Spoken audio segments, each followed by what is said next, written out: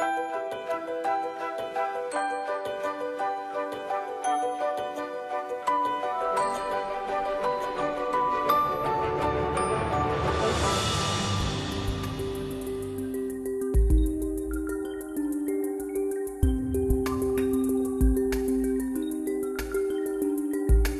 existe au nord de Paris un véritable sanctuaire gothique, la Picardie. À elle seule, cette région abrite 6 des plus majestueuses cathédrales d'Europe. Depuis près de 1000 ans, elle rayonne dans le ciel de France. C'est une prouesse architecturale. Et ça devient si exceptionnel que cet art qu'on appelle gothique, qui s'appelait l'art français, se répand dans l'Europe et dans l'Occident médiéval de cette époque. C'est le modèle architectural qu'il faut copier. La cathédrale, elle est un lieu de maintien d'un certain art de vivre, d'un certain art de faire. L'art gothique est une ode à la lumière. Pour faire entrer le soleil dans leurs églises géantes, les bâtisseurs se lancent dans une course vers le ciel. Ils repoussent les murs, ouvrent des fenêtres, toujours plus grandes. La première cathédrale à défier les lois de l'architecture est érigée à Soissons, dans l'Aisne.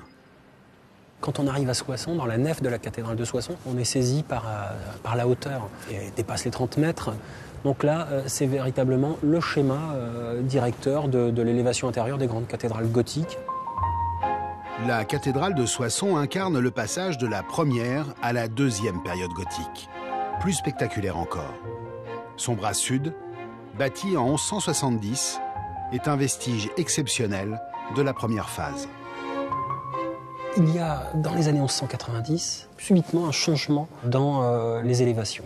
On va passer de la fin magnifiée de la première architecture gothique au début de l'architecture gothique classique à 3 niveaux.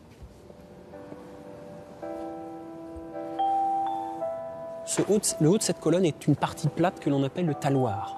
Et bien le taloir, dans les années 1175-1190 à Soissons, est situé à 4,55 m. Alors que, regardez, juste à côté, le taloir de la nouvelle génération de l'église gothique, il est situé à 8,88 m, c'est-à-dire quasiment au double de la valeur initiale. À 100 km à l'ouest de Soissons se dresse Saint-Pierre de Beauvais. Avec cette cathédrale, les bâtisseurs défient littéralement les lois de la physique.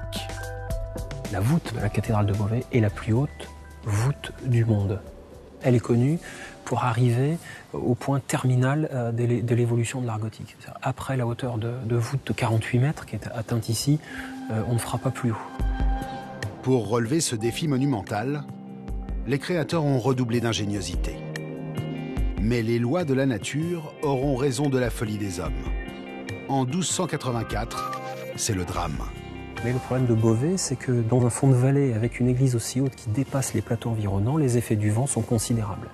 Et par une journée d'ouragan, il va y avoir des tremblements successifs qui vont faire qu'en fait, eh bien, les voûtes du chœur s'effondrent.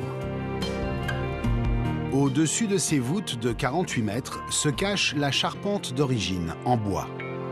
Elle abrite une relique de chantier qui n'a pas bougé depuis près de 1000 ans. Sans cet outil, les hommes n'auraient jamais bâti ces colosses de pierre. C'est la cage à écureuil. Vous avez un homme qui se met à l'intérieur de cette cage, qui la fait tourner, et la roue tournant, démultipliant la force de l'homme, évidemment, va permettre de hisser des charges au bout de cette corde, et des charges qui vont être considérables. Avec le temps, ces joyaux de pierre fatiguent. Pour les sauvegarder, pour qu'ils continuent à briller, il faut sans cesse les restaurer. C'est aujourd'hui le cas de la cathédrale d'Amiens. La nef sud est en pleine rénovation. Restaurer une cathédrale, c'est lui donner une meilleure actualité, c'est-à-dire l'adapter aux usages d'aujourd'hui, mais aussi et surtout lui redonner sa lisibilité.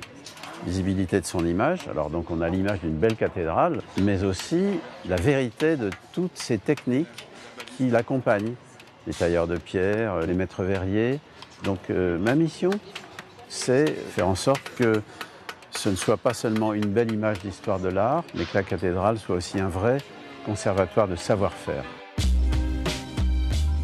L'enveloppe extérieure de la cathédrale d'Amiens est un sommet de la sculpture gothique.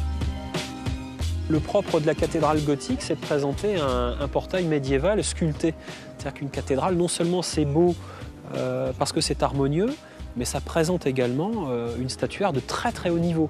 C'est aujourd'hui comme si vous alliez voir les plus belles œuvres sculptées dans un musée. Autrefois, elles étaient à disposition de la ferveur, de l'admiration. En fait, on cherchait à mettre les hommes du Moyen-Âge en contact avec la beauté. Notre-Dame d'Amiens est la seule cathédrale achevée au Moyen-Âge. C'est aussi la plus vaste de France. En volume, elle fait 200 000 m3, donc il y a 2 fois le volume de Notre-Dame de Paris qui peut être contenu à l'intérieur. En 1981, consécration universelle. La cathédrale d'Amiens entre au patrimoine mondial de l'UNESCO. Amiens est une bonne synthèse de tout ce qui se fait de mieux dans l'art gothique, sans aucun doute.